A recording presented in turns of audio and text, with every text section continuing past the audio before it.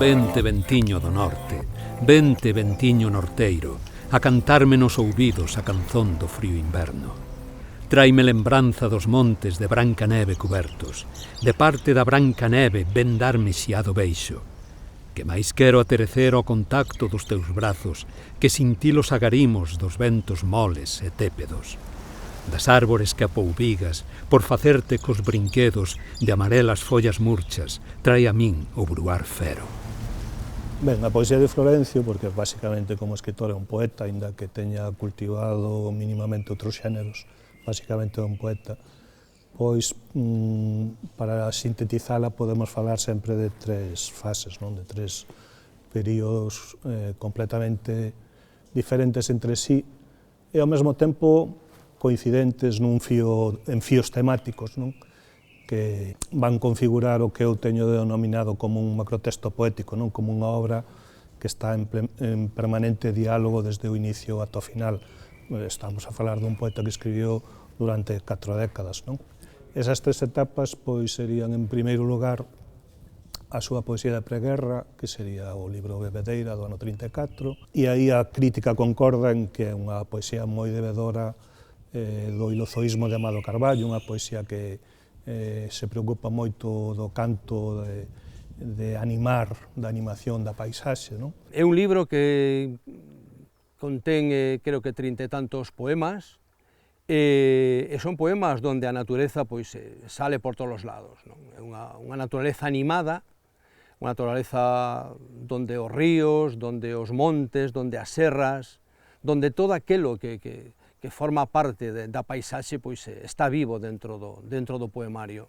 Non nos está a amosar unha paisaxe descriptiva simplemente enumerativa, non. Estános a trasladar unha paisaxe a través do que el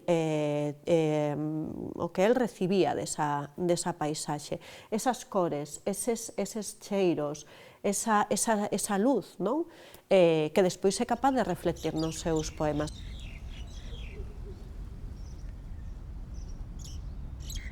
É un libro que ademais chamou a atención no seu momento, os seus contemporáneos, e é un libro da alegría de vivir, da reivindicación e da afirmación da sensualidade da vida, do amor, dos costumes, das tradicións, das terras de Valdeorras, do viño, por eso se titula tamén Bebedeira, hai un canto ao viño e un pouco incluso as características, ese verso de os bicos que saben a garnacha, non? É dicir, ese encanto que está moi ben representado, por certo, nesa secuencia de Chano Piñeiro, de Sempre Sonsa, onde vai ela, pois a moza a vendimar e danse ese bico ali, rodeados de uvas de garnacha, precisamente, ou de mencía. Bueno, pois ese mundo é o mundo de Bebedeira de Florencio Delgado Gurriarán.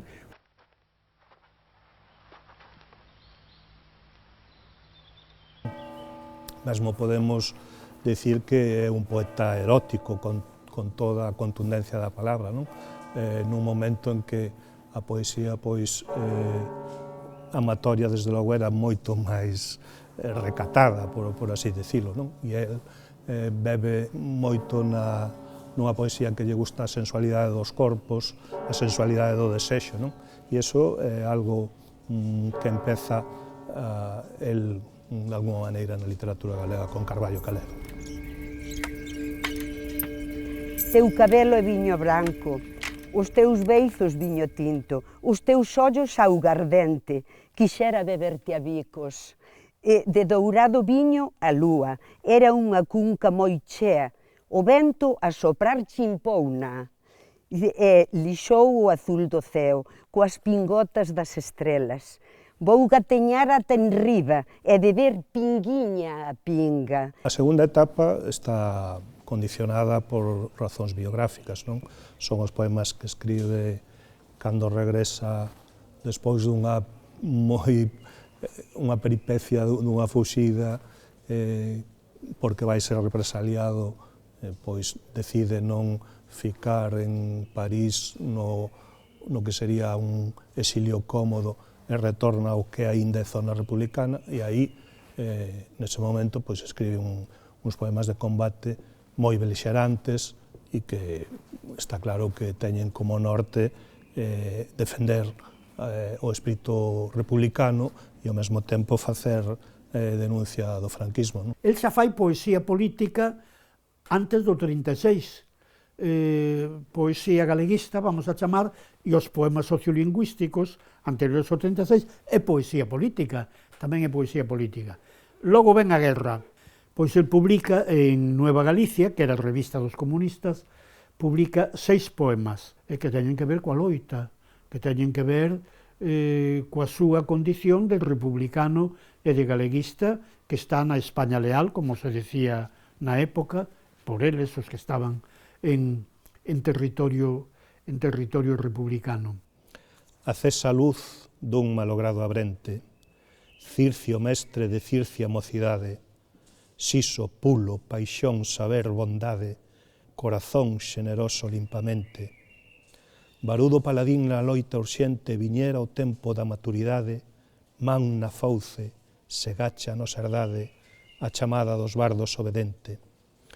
A túa vida foi curta e non puideche cumprir, daqueles o mandado inteiro, mais, ao dalo do teu sangue, ti soubeche, mártir e loitador, triunfar da morte, o conquerilo posto guieiro da Galiza inmortal, esgrebia e forte. El está orgulloso da súa poesía política. Quizás sabe que moitos poemas políticos literariamente non son gran cousa, e así o dixo el. Pero, bueno, é a súa biografía, e recolle todo iso no libro que lle publicou Díaz Pardo en Edicións do Castro, O soño do guieiro, o guieiro Castelao, para ele Castelao, e o primeiro poema titúlase tamén así. Esa experiencia vivida leva a unha poesía tamén de intervención e de agitación en moitos casos, non? E despois ten un punto de retranca sociolingüística, cando fala, por exemplo, fai a caricatura dos que falan castrapo, dos que teñen vergonza de falar galego, que está retratando tipos humanos que, bueno, que todos coñecemos e que todos podemos identificar, e aí, pois, a lingua tamén está convertida nunha especie de ferramenta crítica e humorística en moitos casos, pero cun humor crítico sempre, non? O vello cacique, quen mo quer mercar, que dendo seu pazo amola o paisán, fala castelán. O repartimento das utilidades tamén ben escrito todo en castelán. O grego da aldeia do inferno a berrar para meterlle medo ao pobre aldeán, fala castelán. Dille que condena se fai tal ou cal, fálalle do demo, todo en castelán. E logo estaría o poeta que xorde xa 2 décadas despois, cando publica Galicia infinda, que para min é o seu mellor libro con moita diferenza, non? Que é un poeta moito máis plural, moito máis poliédrico, no que xa aparecen todos os temas posibles nun poeta, non? Ten textos fundamentais, por exemplo, xa se abre o libro con un diálogo con Rosalía de Castro, moi importante para, de alguma maneira, evidenciar todo o que era o seu universo de lecturas.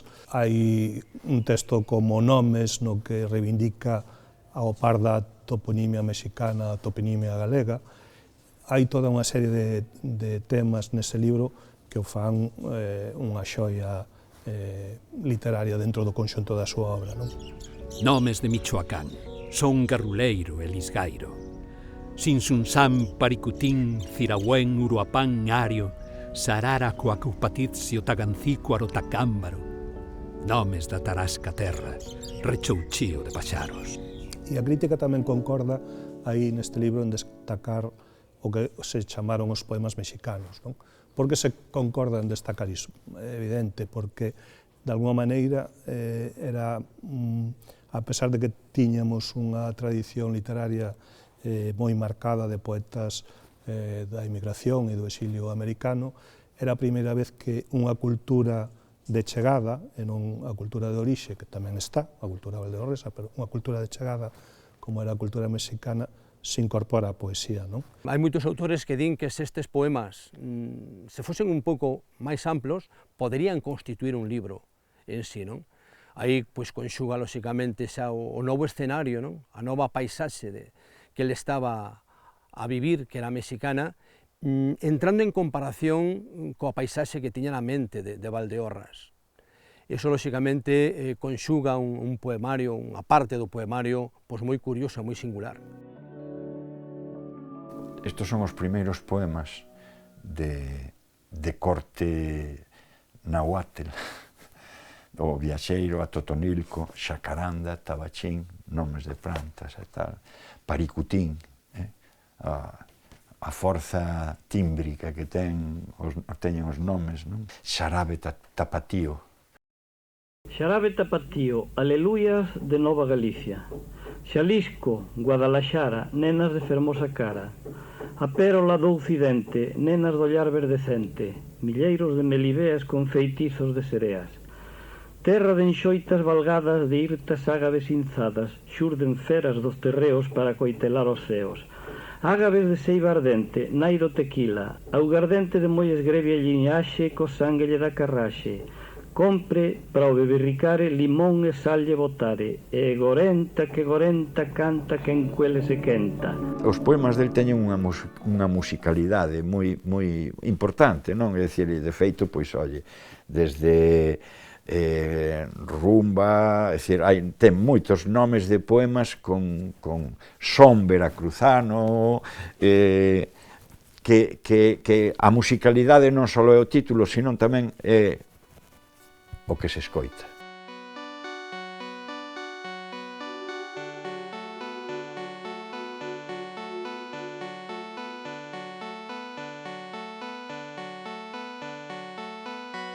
Nin crásico cipreste,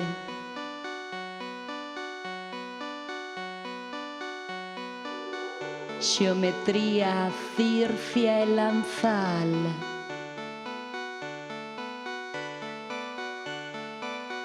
do rei señor capela, mística oxiva, ergueita centinela,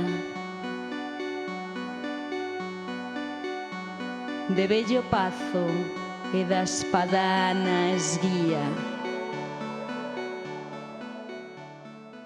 Quizáis a primeira lectura da súa poesía pode parecer como unha poesía moi plana, moi sinxela, pero eu creo que detrás desa sinxeleza hai un traballo e unha elaboración. De feito, se vos dades conta, os seus escritos aparecen en moitas publicacións, primeiro nos xornais, nas revistas, despois compilados nas súas obras, e sempre hai un cambio, unha modificación. Sempre me chamou moito a atención as copias innumerables dos mesmos textos, con ese cambio, esa coma, esa palabra, ese retoque infindo, no, sempre estaba a reescribir.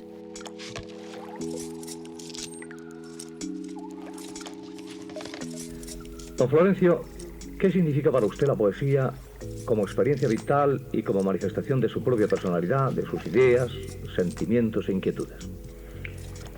Para mí la poesía es una necesidad vital, es decir, va formándose poco a poco la idea de un poema en uno y hay necesidad de expresarla, escribirla. Mientras tanto me siento incómodo. Una vez que la he escrito y en el periodo de gestación me encuentro entusiasmado con el poema que estoy elaborando. Una vez que lo he escrito quedo tranquilo y, claro, decepcionado naturalmente respecto al resultado. Florencio Delgado Gurriarán era moi consciente do oficio de poeta, non? E de feito ele escribe dúas autopoéticas, dous textos nos que ele reflexiona sobre a poesía, sobre a creación poética, non? O autor da primeira autopoética é un poeta moi mozo e, polo tanto, aínda non é consciente do camiño poético que quere seguir. O autor da segunda autopoética pois é un poeta que ten unha voz propia, non? É difícil dar unha definición da poesía. Por iso, como di Huysmans, é doado recoñecela polos síntomas que xeneran nós. A poesía non compre entendela, senón sentila. A súa función peculiar é a de comunicar unha emoción, non transmitir un pensamento, senón deixar na sensibilidade do lector unha sorte de vibración que corresponde ao que sinte o poeta. A poesía pódese chegar polo camiño do verso, con todos os seus articipios, pode garnirse coa metáfora ou ir espida de enfeites, mais ningunha distas cousas lle é esencial, inda que ás veces sexan os sustitutos dela. A poesía vivirá eternamente. Por moito que se materialice o mundo, sempre ficarán tolos con estrelas na frente e cantares no bico. Con esa referencia última a ese poema que dedicou Curros Enríquez a Rosalía de Castro, ¿no?